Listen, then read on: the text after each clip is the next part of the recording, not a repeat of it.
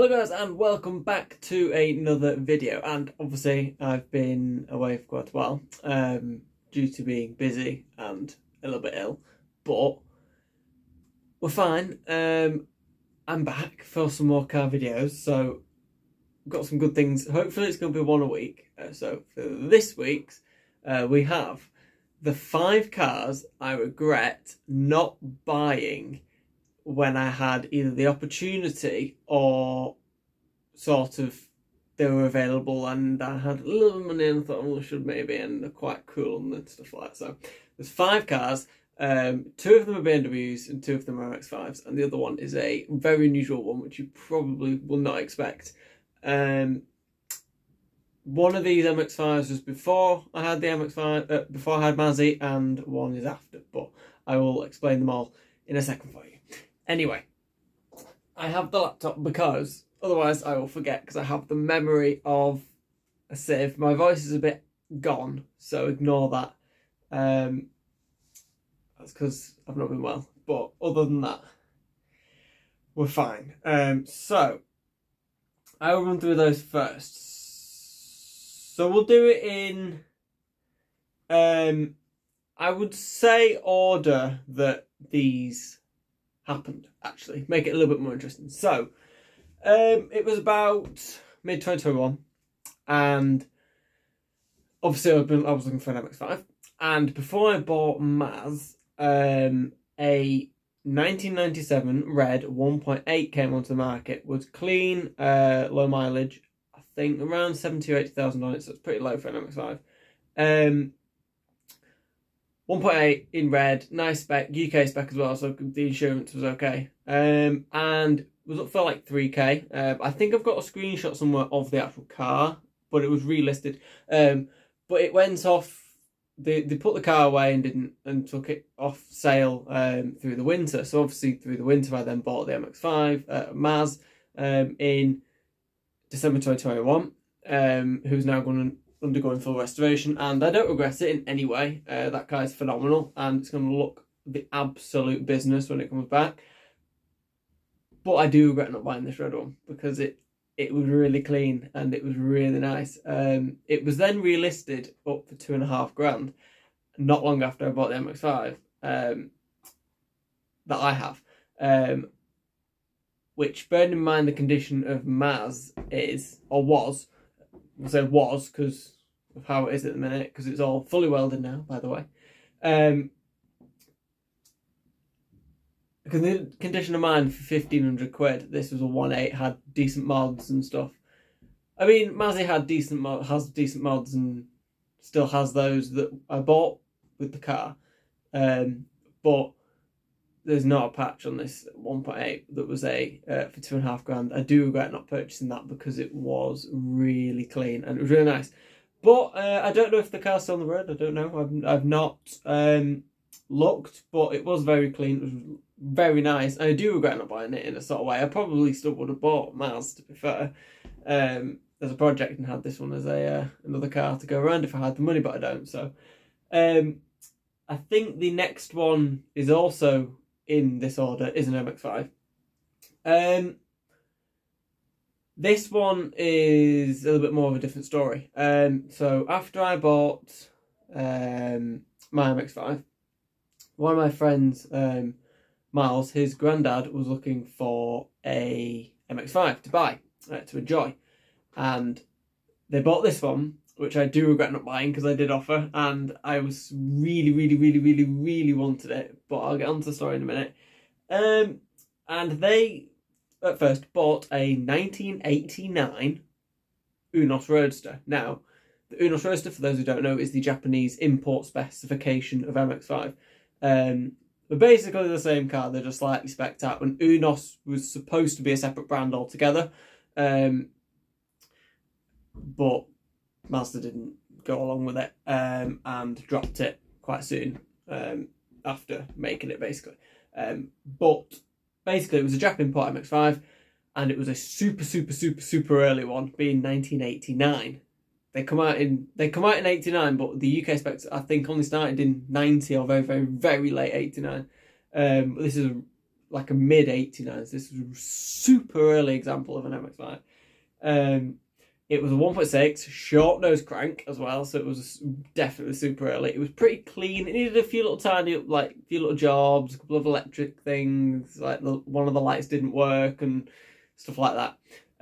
Nothing stupidly major. It had ITBs and stuff. It was putting out a 170 brake. It was cool. Welded diff, one of them hydraulic handbrakes, whatever they are, the cool ones that do drifts. And it was awesome. And it had this Advan livery on it. I've got photos of it.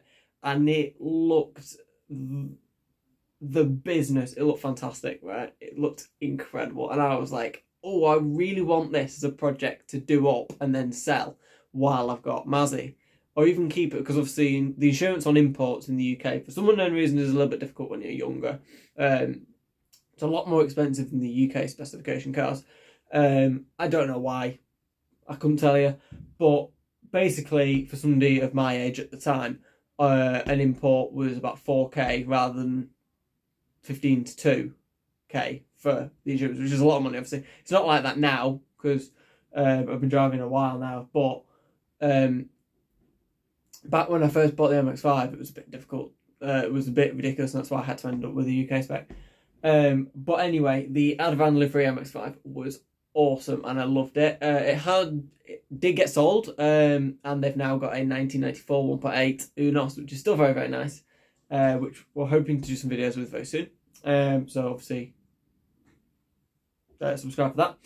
But yeah, I do regret not buying it, and I did offer. I think I offered about £2,000 for it, and I should have gone for it really, but I didn't have the problem is I didn't have the money at the time, and looking back, probably wouldn't have been a good idea with the amount of money that I've needed to spend on restoring my MX-5. So probably wasn't a good idea, but I think it'd have been awesome. And honestly, it was so nice. And the one thing I've always said to them is you shouldn't have sold it, because it would have been, firstly, it'd have been worth a lot of money because it's super early, and it wouldn't have needed as much money as they thought it would need spending on it to get it back to how it should have been, because they wanted it to be more standard.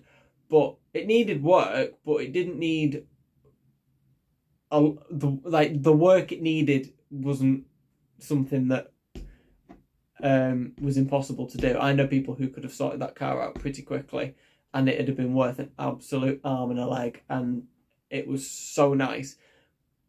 And I keep saying to him, it's probably going on for every week now, and I say to him, go on, buy that Advan one back, buy it back. And it was awesome. Anyway, moving away from MX-5s now. And the next one was, I do regret not going for this, even though, so basically one of my friends who I work with, obviously loves his cars and stuff. We've actually done a video with his MX-5. I said I was moving away from MX-5, but just bear with.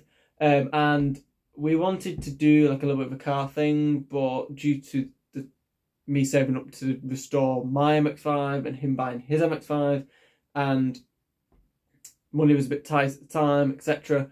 We didn't really go along with it. I think eventually we will, but I'm not sure 100% yet. Basically, we saw a good car start out that we thought was quite cool, and we could also do some videos with, and that would be quite interesting to just own. It was I believe, a 1995 M-Reg BMW 520i Touring automatic E34. Now, obviously, unfortunately, I don't have any photos of these next cars, because they were listings and then listed to expired. I don't have the photos of them. But I'll just put photos of the general car so you know what it looks like. It was up for, I think, around 800 quid. Something along those lines. And we was going to offer 700 quid for this E34 and go 350 each and go half and half. It was only a 2-litre automatic 4-cylinder, so it wasn't a big engine, so the insurance was actually okay. And it was pretty cool. It needed a bit of work, like front wing, and I didn't need any welding, which is unusual for an E34 and BiTurbos of that age. It just needed a bit of mechanical work, nothing ridiculous. The gearbox was good, it was low mileage, the engine was pretty decent. Just needed a good tidy up on the outside really. The paint was a bit knackered, and there was a wing that needed replacing, but I thought it's a good car, and I regret not going with it now because I think it'd been really cool to drive around in that. But it doesn't break my heart as much as the next one, which I'll go on to last because it was the one that I looked at last. So the next two, I actually think you wouldn't be expecting me to want. So the next one was also a big project vehicle that I thought would have been a good idea to buy and sell because they're worth quite a bit of money now when done up. It was a Maserati BiTurbo. I love the BiTurbo more than anybody on this planet because I think they're awesome and I don't think they get enough love. I think they're underrated. I think people give them too much hate because there's nothing really wrong with them. It is going to feature in another video very shortly, so I'm going to explain a bit more about the BiTurbo in that video. But basically, it was a later BiTurbo, the 222, with the bigger engine, the 2.8 litre twin-turbo V6, rather than the earlier 2 litre, with about 300 horsepower, so it was a fast one. Two-door, red, dogleg manual gearbox, so manual is that way and down instead of that way and forwards. That's why it's called a dogleg. So it was a desirable one in the best colour, and it had a rotten door, but it had a decent door replacement. It was less than £4,000, right? I had the money at the time, but obviously I was trying to save up to restore the MX-5. The MX-5 was in restoration at the time, so obviously I couldn't just go willy-nilly and spend £4,000 when I needed the money for the MX-5. But I really like that car, and I think one day I will buy a BiTurbo if they're, because I don't think they'll ever go stupidly expensive because people hate them too much. But if I can ever afford one, and I can afford to run one with the bad reliability, I will probably buy a BiTurbo because I think they're awesome and they make an incredible racket for what they are. They're not very fast. The early ones only had 185 horsepower. They did 60 in like 8 seconds. They were crap, really, but they sounded incredible. Anyway, so that one was just a project, and I regret not going for it because it was a Maserati BiTurbo, but obviously I wouldn't have been able to afford it, and I couldn't afford the insurance anyway because it's too expensive. In fact, I don't even think they quoted me. Anyway, because it's Maserati, that's why. If it was a Citroen, which it technically is, it'd have been a lot better. Anyway, the last one is the one I regret the most. And I genuinely wanted this car, and I still want this. Well, I don't want it now because times have moved on, but I was really, really, really, really close to potentially buying this car. It was a 1987 BMW 735i E32, and I could insure it. So I could afford the insurance. I could basically afford to run it, but I couldn't really afford to buy it. It was only up for like I offered about 2k and they said they'd accept it, which is a bargain. And it was in really good nick, and it was a really good car, and it really annoys me that I didn't go for it. And it was great. Fantastic car. They look brilliant. One of the best looking 4-door saloons ever made. I think the E38 is my dream 7 Series. That will happen eventually, but I think they are even better looking. But this was like, oh, could I get an E32, do it up, sell it, and then buy an E38? That was the plan. Yeah. I mean, I'm glad I didn't because of the way the MX-5 has gone, with how much money I've needed to spend on that and stuff like that, and just how work and stuff. I wouldn't have enough time and money to run both of the cars, really. So I'm glad I didn't, but in one way, but they are something I will look back on later in life and go, God, I wish I'd have bought them. I genuinely wish. The one that annoys me the most, the two that annoy me the most, the Advan MX-5 and the E32. They're the ones that are the most annoying because they were the ones that were cars that I could have done up and sold quite easily as well.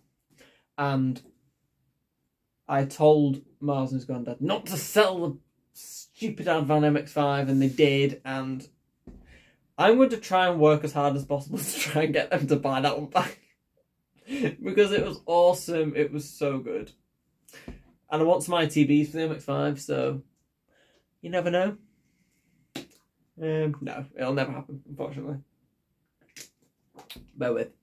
But yes, that is the 5 cars I regret not buying, which is obviously quite an odd video to do, but it's fun. So if there's any cars that you regret not buying, obviously comment them down below. I'd like to hear your stories as well, and I will see you very soon for some more videos. Goodbye.